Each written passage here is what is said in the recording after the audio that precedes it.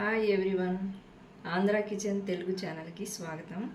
ఈరోజు చిరుధాన్యాలతో కిచిడి ఎలా చేయాలో చూద్దాము.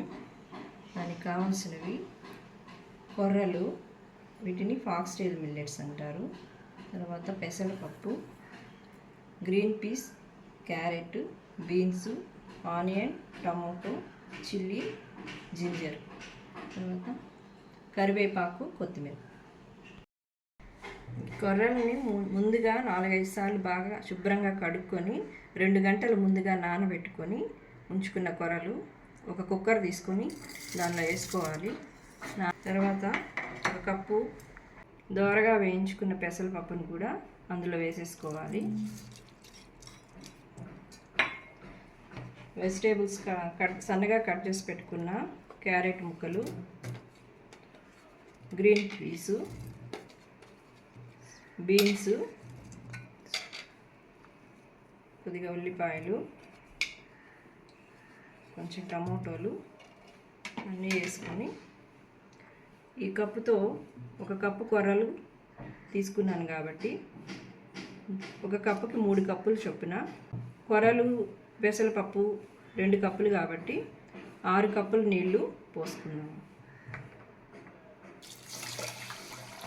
పోసి దీన్ని కుక్కర్లో పెట్టి 5-6 విజిల్స్ వచ్చే వరకు ఉడికించుకోవాలి. పెట్టుకొని ఒక 1/2 స్పూన్ ఆయిల్, ఒక 1/2 స్పూన్ నెయ్యి వేసుకొని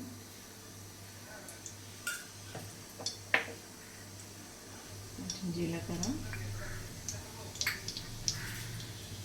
కొంచెం మిరియాలు, 2 ఎండుమిరపకాయలు, పచ్చిమిరపకాయ, కొద్దిగా జీడిపప్పు వేసి కలుపుకోవాలి. కొద్దిగా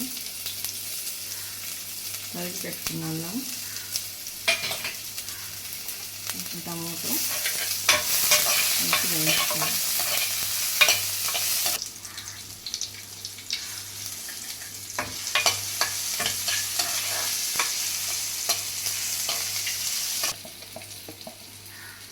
కొంచెం పసుపు, కొంచెం ఇంగువ పొడి, సాల్ట్.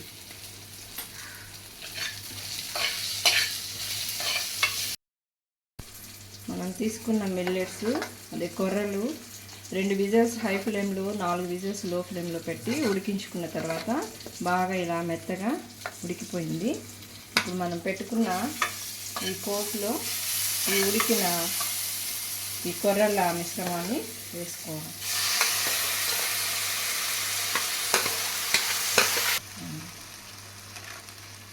దాన్నంతా ఈ పోపులో వేసి బాగా కలుపుకోవాలి.